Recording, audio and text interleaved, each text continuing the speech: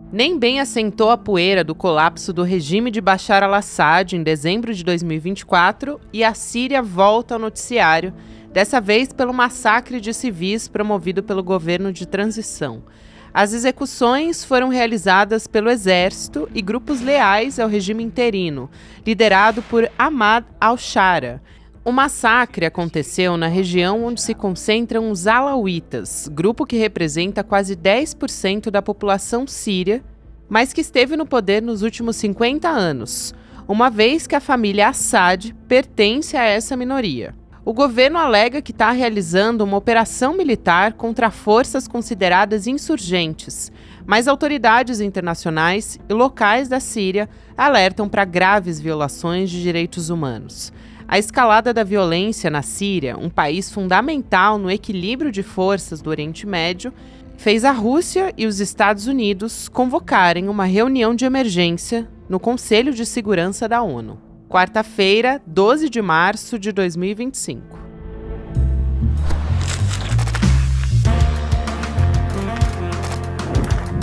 Sou a Gabriela Varela, esse é o podcast Detalhes, e aqui mais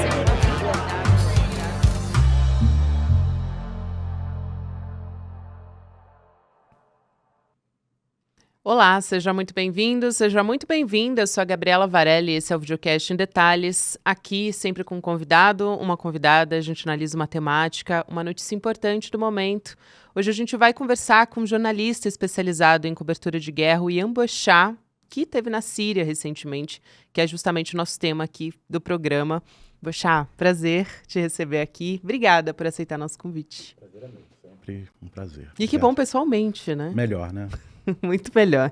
Antes de começar a nossa conversa, quero te convidar para participar com a gente da entrevista com a filha do Muhammad Ali, o maior lutador de todos os tempos e também ativista pelos direitos das pessoas negras nos Estados Unidos. A gente vai acompanhar essa conversa no domingo, que é o dia 16 de março, 8 horas da noite, com o Eduardo Moreira, ele que conta, ele traz, né, nessa conversa junto com a Mariam Ali, os bastidores da vida do Muhammad, também histórias da vida dele como lutador, como ativista principalmente. Então você acompanha aqui com a gente, é muito mais do que uma conversa, é uma verdadeira aula contextualizando todo esse momento da vida do Muhammad nos Estados Unidos. Então, e no que tudo isso acarretou para a carreira dele. Então, se inscreve, garante sua vaga de forma gratuita em detalhesicl.com.br. Você leva 2 segundos para colocar seu e-mail acessando agora, enquanto você está ouvindo o nosso programa. Agora sim, a gente vai começar o nosso episódio. Vamos tentar entender, para a gente contar para as pessoas o que está acontecendo na Síria agora. Eu acho que vale a pena a gente trazer os diferentes grupos étnicos, religiosos que coexistem ali. Então, existe uma etnia, né, de maioria sunita e tem uns outros 30% que são muitos. Então, acho que vale a pena você explicar para a gente poder entrar nos últimos acontecimentos e como a gente chegou nesse momento tão sangrento, né, na Síria. Claro. Eu acho que antes da gente entrar na questão da divisão étnica ou sectária da Síria, a gente precisa botar na cabeça que essa Síria que a gente conhece, esse mapa, essas fronteiras, são de um país muito novo, muito jovem, apesar de a gente pensar no Oriente Médio como uma terra de muita antiguidade, em que a civilização saiu dali, tudo isso é muito verdade, mas essa divisão política do Oriente Médio, ela é muito recente. A Síria, o Iraque, o Líbano, a Jordânia, esses países nunca existiram na história até a década de 20 agora do século XX. É tudo uma criação de um acordo entre as potências vencedoras da Primeira Guerra Mundial.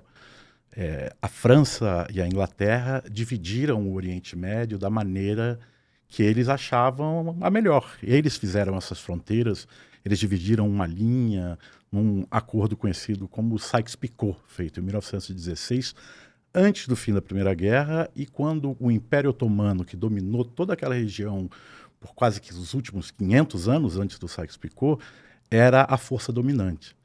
Então, essa Síria que emerge a partir da década de 20, vai conseguir sua independência depois da Segunda Guerra Mundial, é uma Síria que, de fato, congrega diferentes religiões, diferentes povos que nem sempre viveram juntos. Eram quase microestados. Quase Queriam microestados, ser. quase regiões autônomas, muitas delas, com um governador central que era o sultão otomano.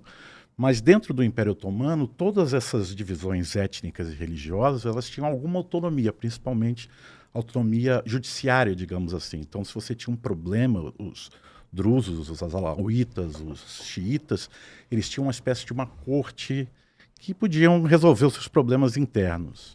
E os problemas que ultrapassavam essas pequenas fronteiras eram resolvidos pelo poder central, que era o Império Otomano. Quando houve a divisão do Oriente Médio, houve a criação desses estados com grupos étnicos religiosos muito diferentes e com um poder central controlando esses grupos. Por óbvio, muitas vezes as divisões sectárias tiveram um papel fundamental aí. Se a gente pensar no Iraque, por exemplo, o grande líder iraquiano das últimas décadas foi Saddam Hussein, que era um sunita dentro de um estado de maioria xiita, como é o Iraque. Na Síria aconteceu algo mais ou menos semelhante. Depois da independência do país, após o fim da Segunda Guerra Mundial, você teve uma sucessão de golpes até que, na década de 70, no final da década de 60, 70, um cara chamado Hafez al-Assad, pai do Bashar al-Assad, assume o poder. E ele é de um secto chamado Alauíta. Os Alauítas são próximos do xiismo, mas não são xiitas exatamente. É um grupo religioso, como vários outros, que buscou uma independência ou manter algumas das suas tradições anteriores à islamização, que aconteceu ali 600, 700 depois de Cristo. Os alauítas são minoria na Síria, como você mesmo falou. E para poder manter o governo, os alauítas buscaram fazer algumas alianças, principalmente com os cristãos, às vezes com os drusos, que são outras minorias, mas sempre sofreram uma oposição muito forte da maioria sunita. Então, ao longo desses últimos 50 anos, houve sempre uma tensão na Síria entre uma minoria que tem o poder contra uma maioria que está longe do poder, no caso os sunitas. Em 1982, por exemplo, houve uma tentativa de assassinato do Hafez al-Assad pelos sunitas na cidade de Hama, e houve um massacre. Eles foram lá e massacraram todo mundo. E ao longo desses últimos anos todos, inclusive dos quase 25 anos em que Bashar al-Assad esteve no poder, os principais cargos públicos, os principais cargos militares sempre tiveram na mão dos alauítas, porque sempre houve uma desconfiança muito grande entre os sunitas e os alauítas. Se a gente olha a guerra civil síria, no final das contas, ela é um levante sunita contra esse domínio da minoria. E agora, o fim do governo Bashar al-Assad é uma vitória, de certa forma, dessa maioria sunita contra uma minoria que dominou o país com mão de ferro e muita violência.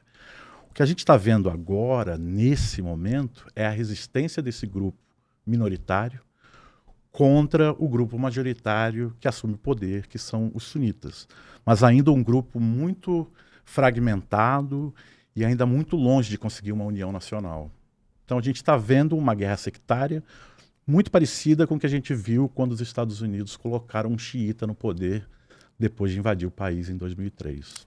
Achei muito boa a sua introdução e muito didática. Complexo, é muito complexa. E eu acho que você esteve ali, né, em períodos, de tempos em tempos, ao longo desses anos, de quase 15 anos de guerra civil. Então, eu queria saber o que você acompanhou nessas mudanças, né? Esteve lá também na queda do Bashar al-Assad, que foi muito rápida, né? Aconteceu com muita facilidade. Então, queria ouvir o seu relato e também o que você acompanhou em relação às pessoas que você conversava. E era muito interessante, eu li reportagens suas mostrando que tinham pessoas comemorando a queda enquanto outros grupos estavam fugindo para sobreviver. Então, queria que você relatasse, por favor.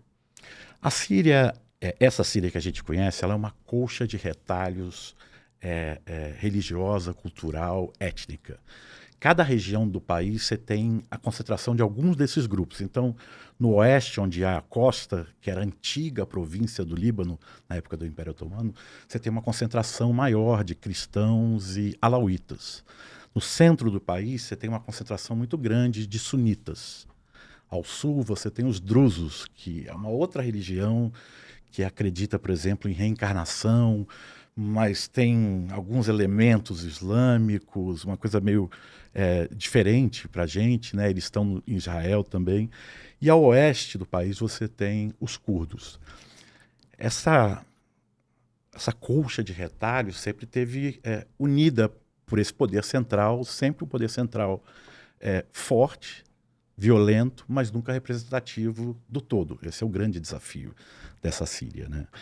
Ao longo desses últimos anos, principalmente durante a Guerra Civil, eu tive a oportunidade de estar em quase todas as regiões, com exceção das regiões dominadas pelos rebeldes sunitas mais radicais, digamos assim, mais do sunismo político religioso, que é esse que chegou ao poder agora, inclusive, né? Porque no início da Guerra Civil de 2011 se tinha uma discussão de que era um governo, que era um movimento democrático, pedindo democracia, mas ao final se viu que no final era uma questão muito mais étnica. Então, em diferentes momentos que eu estive na Síria, diferentes situações se deram. Eu tive lá quando o governo estava muito fraco, depois eu tive lá quando os russos chegaram, fizeram uma intervenção e o governo ficou muito forte. Estive com os curdos quando os curdos estavam combatendo o Estado Islâmico, estive com os curdos depois do fim do combate ao Estado Islâmico, estive com os curdos no momento em que eles também estavam em combate contra esses mesmos sunitas mais radicais que chegaram ao poder agora, e tive a oportunidade de estar na Síria nesse momento histórico de transição. É um momento muito histórico, muito importante para o Oriente Médio. É a primeira vez, desde o Sykes-Picot, que a gente vê o risco de que haja uma balcanização da Síria, ou seja, que esse Estado criado pelos franceses e pelos ingleses imploda e se transforme em pequenos estados. Não dá para dizer que isso vai acontecer, mas é o momento mais próximo, talvez, de que o arranjo feito pelo Sykes-Picot esteja próximo do fim. E se isso acontecer de fato, é provável que a gente veja ondas de choque semelhantes acontecendo em outras partes do Oriente Médio, no Líbano, no Iraque. Pode ser que todo o arranjo dessas divisões políticas, dessas fronteiras, desapareça, a gente não sabe ainda. Mas nesse momento a Síria é o local que está mais próximo disso acontecer. É isso que você puxa, é muito interessante, porque eu ia justamente perguntar como é que ficam os interesses das outras forças políticas que existem ali no Oriente Médio, né? Nesse cenário e com esse agravamento na Síria, né? Dessas mortes. É difícil dizer, porque a gente está vendo ao mesmo tempo dissensos muito grandes, principalmente entre os sunitas e os alauítas, que são os grandes inimigos dos últimos 50 anos. E a gente está vendo também consensos raros na Síria, que são os curdos se aliando aos sunitas, ou pelo menos pretendendo se aliar, ou pelo menos discutindo a ideia de fazer uma integração e abdicar de ter um Estado próprio. Isso é algo relativamente novo também. Então, o que a gente tem nesse momento é uma tentativa do Ahmed al-Shara de fazer uma unificação do país, mas enfrentando muita resistência e tendo que ceder muito poder para esses outros grupos que se veem ainda alijados dessa ideia de construção de uma Síria unida. O desenlace dessa questão, de se ele vai ser capaz ou não de conseguir agregar esses grupos, vai ditar o futuro da Síria e também é possível que dite o futuro de outras regiões do Oriente Médio. Porque a gente está falando de questões sectárias que estão muito fortes nesse momento. As divisões sectárias estão mais fortes do que nunca. Então você tem o Iraque dividido entre sunitas e xiitas. Um Estado sunita na Síria poderia alimentar esperanças da criação de um Estado sunita no Iraque. No Líbano, a mesma coisa, um país extremamente dividido entre sunitas, xiitas e cristãos. Enfim, o tabuleiro está muito aberto nesse momento, é difícil prever o que vai acontecer. Mas é fácil acreditar de que as coisas não serão fáceis nos próximos anos, em especial nesse próximo ano. Eu queria falar também desse grupo jihadista que assumiu depois da queda do regime Assad, porque você até citou esse novo líder, né, que é o Ahmad al-Shara. Queria que você explicasse quem é ele, quem é o HTS, né, que é esse grupo que derrubou o Assad, que agora está no poder. Ele era até conhecido como Al-Jawlani, quando ele estava como, vamos dizer assim, né, como combatente, opositor. E o tom desse governo pós-Assad, ele era de muita moderação, como você falou agora, como assumiu, e até de pacificação também, de respeitar os demais grupos étnicos e religiosos. Como é que está isso agora?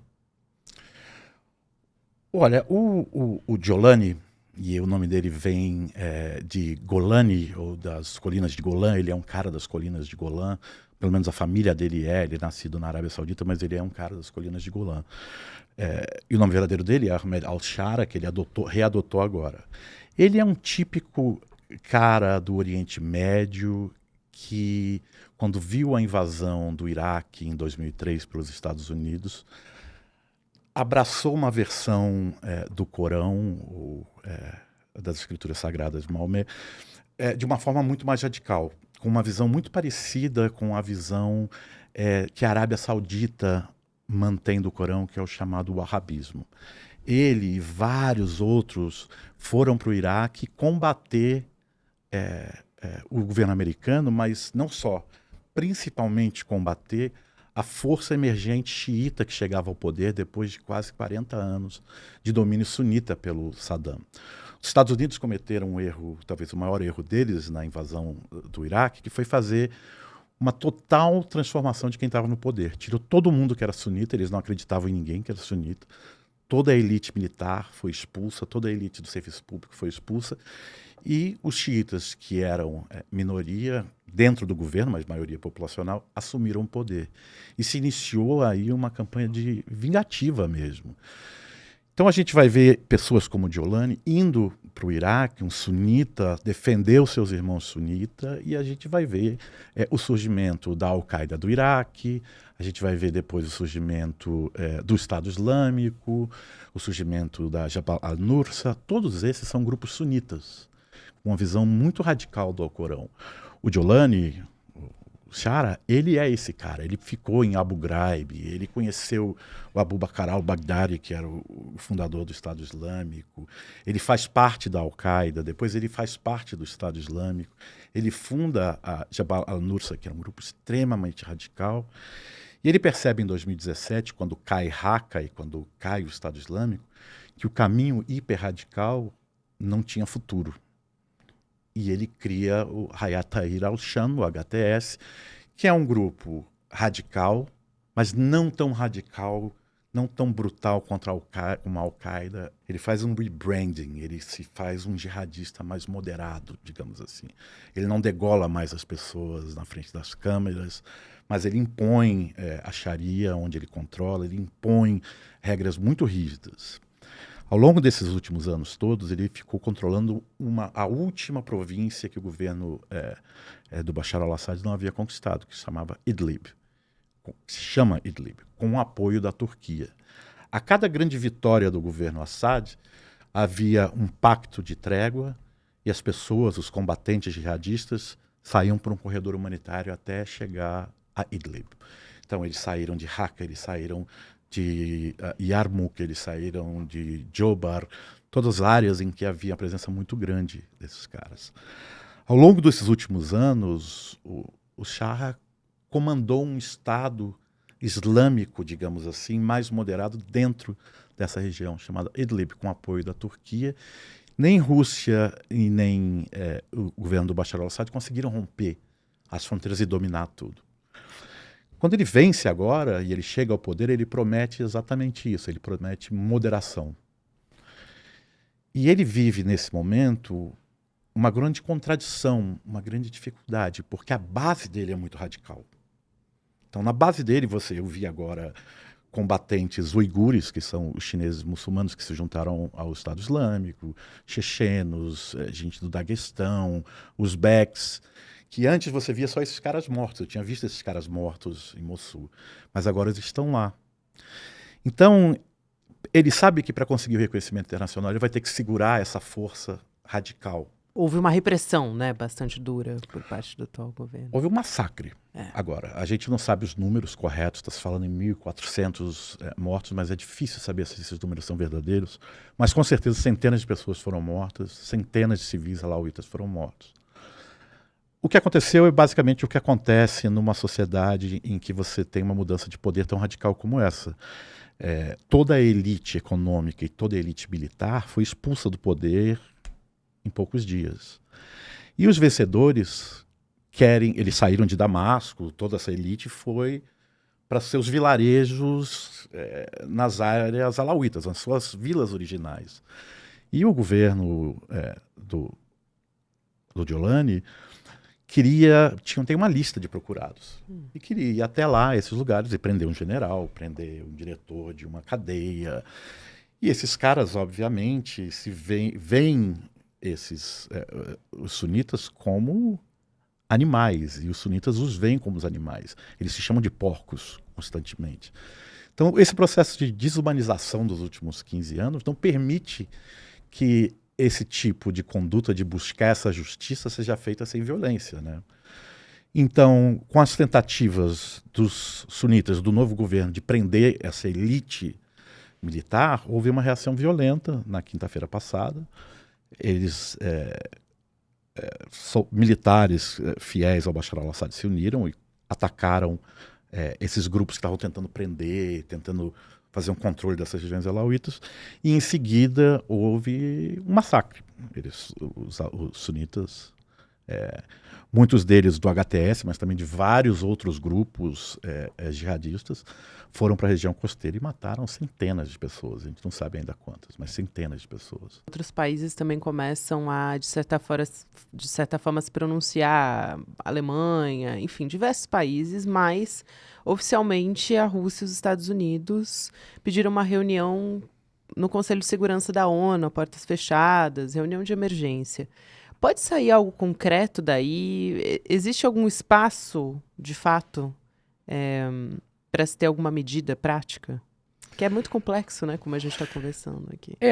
Eu acho que para a gente entender por que Rússia e Estados Unidos pediram essa reunião, é preciso lembrar primeiro que eles não estão preocupados com o bem-estar das pessoas. E a gente pode ver isso tanto na Ucrânia quanto na Palestina. Estados Unidos e Rússia não têm preocupação alguma com proteção de direitos humanos, nada.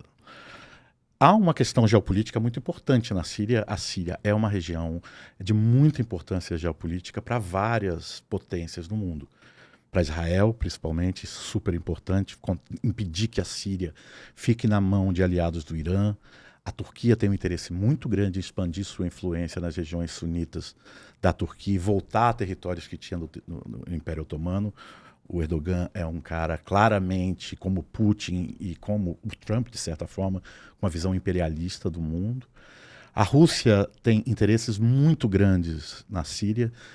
É importante lembrar que a maior base naval militar da Rússia, fora da Rússia, fica na Síria, na cidade de Tartus, uma região alauíta. E importante lembrar que Turquia e Rússia são inimigos históricos pelo domínio do Mar Negro. É muito ruim para a Rússia ver uma Turquia fortalecida. Há interesse muito grande dos Estados Unidos em impedir que a Turquia se fortaleça muito na Síria, porque a Turquia é a força dentro da OTAN que mais diverge dos Estados Unidos. E, por último, a gente tem o Irã, que ainda vai buscar desestabilizar o país para poder não deixar que aquela seja uma região controlada pela Turquia ou por Israel, que são seus inimigos. Então, esse mapa geopolítico é muito importante na Síria, não só para entender a crise de agora, a tentativa de resolução no Conselho de Segurança da ONU, como também as origens dessa guerra e por que essa guerra demorou tanto tempo.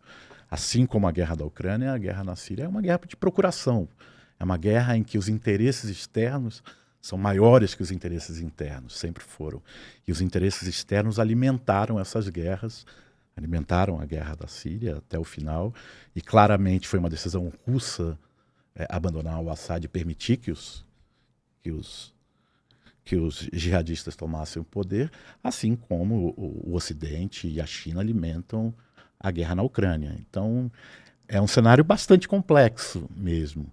O que pode sair de concreto? A gente pode ver uma desintegração da Síria. É uma possibilidade de a gente ver uma intervenção na costa. Israel quer muito intervir no sul, quer muito invadir as áreas drúzidas. Já invadiram as regiões, a região de buffer zone, a região de proteção, que era de proteção da ONU dentro das colinas de Golã. Eu estive lá, vi tanques Merkava israelenses lá. E os drusos que vivem nessa região já estão pedindo apoio de Israel porque eles não querem serem comandados por grupos radicais. Então, está tudo muito complexo e muito incerto, né? Sem dúvida. Eu queria que você contasse um pouco também, vou deixar que a gente está chegando ao final, mas um pouco de como foi a vida nessas semanas que você esteve, não só na Síria, mas da sua experiência como jornalista especializado em cobertura de guerra, né? Porque para além da violência, para quem não conhece o seu trabalho, eu indico que as pessoas pesquisem, conheçam, mas me marca muito as fotografias que você tira, quer dizer, mostrando que existe muita vida em meio a esses conflitos, né, em meio à guerra. Então, isso é bastante evidente no seu trabalho fotográfico. Então, como que é um pouco do seu dia a dia nessa cobertura? E você também, aqui não sei se eu posso, na verdade, dar esse spoiler, mas talvez já dando, você está estudando, talvez ir para a Síria, né? Depois da nossa conversa, enfim, daqui a algum tempo. Então, o que você está esperando encontrar, né, nessa sua próxima estadia por lá? Estou esperando encontrar instabilidade, muita instabilidade. Estou buscando encontrar uma Síria em transformação, um momento histórico, como foi estar lá nos primeiros dias da queda do Bashar al-Assad. Foi muito impressionante ver um Estado policial ruir da forma que ruiu. Então, eu me lembro de cruzar a fronteira do Líbano para a Síria e não ter ninguém na área de fronteira. Eu já tinha cruzado ali, tinha sido infernal. Passei horas lá mostrando meus equipamentos. E naquele dia que eu cruzei não tinha uma pessoa, estava tudo abandonado, não tinha nada. E a gente foi de carro até Damasco. Chegando em Damasco, as pilhas de uniformes dos soldados, os aviões israelenses bombardeando as áreas em volta da cidade, e a gente assim percebendo que havia um vácuo de poder absoluto. Você podia entrar nas prisões que você quisesse, você podia entrar nas áreas militares. Eu entrei na casa do Bashar al-Assad, entrei no banheiro do Bashar al-Assad. Então foi um momento assim histórico muito interessante de ver um Estado desaparecer. E foi muito interessante também, eu gosto muito de história, foi muito interessante ver o último governo baafista, o último governo que tentou fazer uma integração pan-árabe, pan-arábica, desaparecer assim num passe, né? Foi interessante ver os sírios, os alauítas, os sunitas, os cristãos todos comemorando o fim daquela ditadura, que foi uma ditadura muito perversa também. E também a preocupação deles em perceber de que o futuro não se resolve com uma festa nas ruas, né?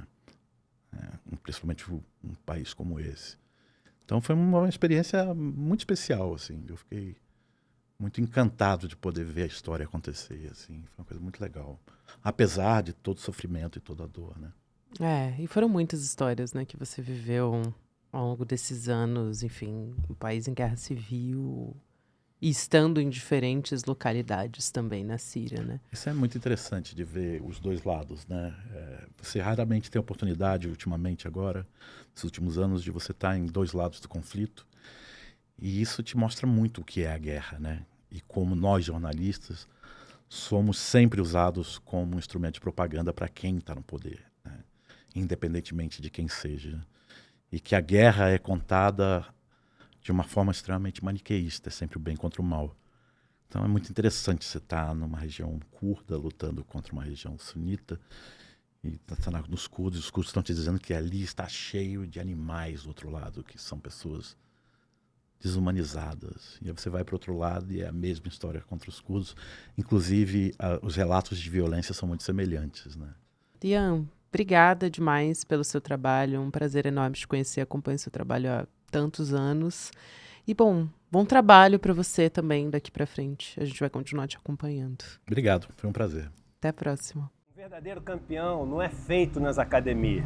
Um verdadeiro campeão é feito de algo que tem dentro de si. Um desejo, um sonho, uma visão. Essa frase é do maior atleta de todos os tempos, Muhammad Ali. Ele perdeu o dinheiro, perdeu o seu título porque se recusou a ir à guerra do Vietnã. Para ele, existiam coisas pelas quais valia mais a pena lutar do que o boxe. A história de Muhammad Ali nunca foi contada com tantos detalhes como nesse evento que o ICL preparou para você. No dia 16 de março, um domingo às 8 horas da noite, Marion Ali, a filha mais velha de Muhammad Ali, vai contar toda a história dessa lenda do boxe, dessa lenda do esporte, dessa lenda do nosso tempo, Muhammad Ali. Um evento inédito e exclusivo do ICL.